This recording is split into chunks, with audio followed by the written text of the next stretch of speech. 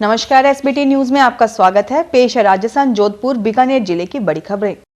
जैसलमेर में 14 से 16 फरवरी तक विश्व प्रसिद्ध मरु महोत्सव का आयोजन होगा। इसके तहत जिले में विभिन्न स्थानों पर 3 दिन तक कई कार्यक्रमों का आयोजन किया जाएगा। राज्य सरकार ने शुक्रवार को कोरोना काल में नई गाइडलाइन के तहत डेजर्ट फेस्टिवल को हरी झंडी दे दी है। जनवरी से कोरोना की वजह से मंदी की मार झेल रहे टूरिज्म से जुड़े लोगों में काफी खुशी है। वे खुश हैं कि एक बार फिर जैसलमेर सैलानियों से गुलजार होगा। वहीं जैसलमेर में कोरोना से जो मंदी छाई है उसका भी साया दूर होगा। बूंदी में प्रस्तावित रामगढ़ विषधारी टाइगर रिजर्व के नोटिफिकेशन का काम अब राज्य सरकार की ओर से किया जाना है। इसके पहले ही रामगढ़ में एनीकट, रास्ता सुधार, हर्बीवोर और बाघिन को शिफ्ट करने के लिए एनक्लोजर बनाया जा रहा है। शुक्रवार को विधायक भरत सिंह, मुख्य वन संरक्षक SR यादव, उप वन संरक्षक आलोकनाथ गुप्ता, ACF तरुण मेहरा, क्षेत्रीय वन अधिकारी जैतपुर धर्मराज गुर्जर, रामगढ़ रेंज के रेंजर रामप्रसाद बोयत ने दौरा किया। राजस्थान उपनेता प्रतिपक्ष राजेंद्र राठौड़ ने ट्वीट कर कहा कि रीड पेपर लीक में DP जारोली द्वारा यह स्वीकारना कि बिना राजनीतिक संरक्षण के पेपर लीक नहीं हो सकता, यह काम 100% राजनीतिक संरक्षण में ही हुआ है। इससे साबित होता है कि सत्ता में ऊंचे ओहदों पर बैठे लोग भी इसमें शामिल हैं। राठौड़ ने कहा कि SOG तत्काल प्रभाव से जारोली को गिरफ्तार करें और रिमांड पर लेकर यह पूछताछ करें कि रीड पेपर लीक मामले में राजनीतिक संरक्षण में कौन कौन वो बड़े किरदार हैं जिन्होंने पेपर लीक करवाकर लाखों अभ्यर्थियों के भविष्य के साथ खिलवाड़ किया है। जयपुर में भारतीय जनसंचार संस्थान दिल्ली के महानिदेशक प्रोफेसर संजय द्विवेदी ने डिजिटल दौरे में प्रिंट मीडिया के भविष्य को लेकर कहा कि दुनिया में प्रिंट मीडिया को खतरा बताया जा रहा है, लेकिन अखबार के प्रति भरोसा उनकी सबसे बड़ी ताकत है। इस कारण दूसरा कोई मीडिया उसे हिला नहीं सकता। हालांकि यह अवश्य है कि अखबारों को भी जमाने के साथ बदलकर चलना सीखना होगा। प्रोफेसर द्विवेदी ने शनिवार को पत्रिका समूह की ओर से आयोजित वार्षिक पत्रकारिता पुरस्कार समारोह को संबोधित किया। वर्चुअल माध्यम से आयोजित इस समारोह में पत्रिका समूह के प्रिंट व मल्टीमीडिया से जुड़ी विभिन्न श्रेणियों के पुरस्कार दिए गए। प्रोफेसर द्विवेदी ने प्रिंट को लेकर तमाम चिंताओं को लेकर कहा कि प्रिंट मीडिया के समाप्त होने की बात कही जाती है, लेकिन आज सवाल यह है कि क्या वास्तव में अखबार खत्म हो जाएंगे। बीकानेर शहर की सफाई व्यवस्था की मॉनिटरिंग अब नगर निगम के अभियंता करेंगे। निगम प्रशासन ने 8 अभियंताओं को निगम क्षेत्र के 80 वार्डों की जिम्मेदारी सौंपी है। अभियंता अपने अपने क्षेत्र अथवा वार्डों में प्रतिदिन सफाई व्यवस्था का निरीक्षण, पर्यवेक्षण कर प्रगति रिपोर्ट तथा फोटोग्राफ, समय, दिनांक व लोकेशन सहित ग्रुप में शेयर करेंगे। इस संबंध में निगम उपायुक्त ने आदेश जारी किए हैं। आदेश के अनुसार निगम के 6 कनिष्ठ अभियंताओं और 2 सहायक अभियंताओं को यह जिम्मेदारी सौंपी गई है। वर्ष 2017 के बाद झालाना लेपर्ड सफारी के शुल्क में वृद्धि कर दी गई है। अब लेपर्ड सफारी के शौकीनों को इसकी ज्यादा कीमत चुकानी होगी। तुरंत प्रभाव से लागू की गई दरों को लेकर देर रात DFO अजय चितोड़ा ने आदेश जारी किए हैं।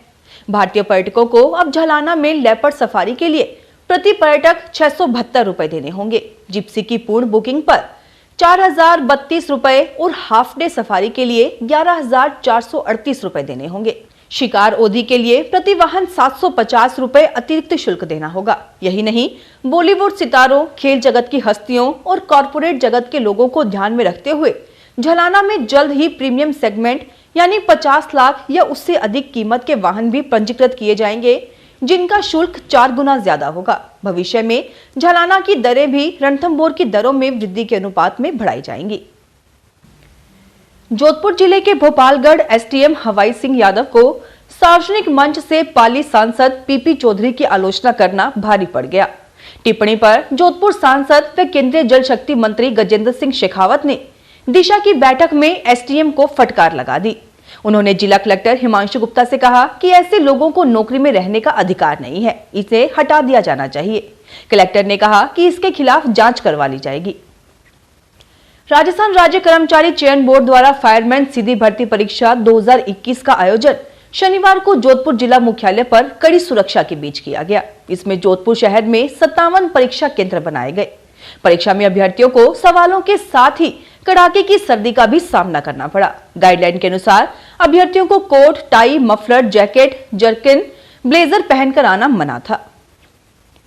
जोधपुर जिले के लोहावट मोरिया रोड पर शनिवार को स्कूली बच्चों से भरी एक बस पलट गई।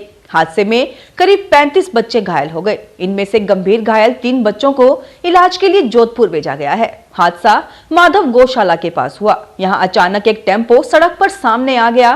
टेम्पो से टक्कर बचाने की जद्दोजहद में ड्राइवर ने बस को मोड़ते हुए तेजी से ब्रेक लगाए।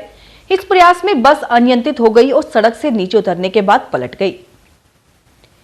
जोधपुर में रीट पेपर लीक होने के मामले में सीबीआई जांच की मांग तेज होती जा रही है।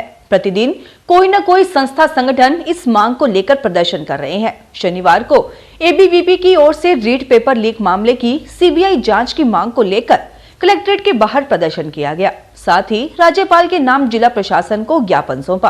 कार्यकर्ताओं ने मुख्यमंत्री व सरकार के खिलाफ जमकर नारेबाजी भी की।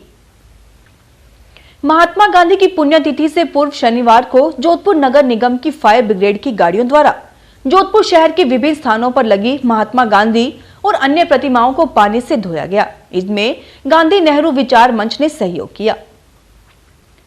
राजस्थान के एकमात्र सरकारी सादुल स्पोर्ट्स स्कूल के हालात सुधारने के लिए अब स्टूडेंट्स के साथ स्टेट लेवल के खिलाड़ी भी आंदोलन के मैदान में उतरने की तैयारी कर रहे हैं। इन खिलाड़ियों का कहना है कि सरकार की लापरवाही व अनदेखी के चलते स्पोर्ट्स स्कूल की छवि खराब हो रही है। अब यहां स्टूडेंट्स आंदोलन की तैयारी कर रहे हैं। राजस्थान बास्केटबॉल टीम के पूर्व कप्तान दानवीर सिंह भाटी स्टूडेंट्स की डाइट्स पर सवाल उठा रहे हैं। उन्होंने बताया कि महज 100 रुपए की डाइट दी जा रही है, जबकि राज्य खेल परिषद के हॉस्टल्स में 300 रुपए की डाइट दी जा रही है। जोधपुर जिला विकास एवं समन्वय निगरानी समिति दिशा की इस साल पहली बैठक केंद्रीय जल शक्ति मंत्री गजेंद्र सिंह शेखावत की अध्यक्षता में कलेक्टर सभागार में आयोजित की गई। बैठक में मंत्री ने विकास कार्यों की समीक्षा की। बैठक के दौरान पाली सांसद पीपी चौधरी व जिला कलेक्टर हिमांशु गुप्ता भी मौजूद थे।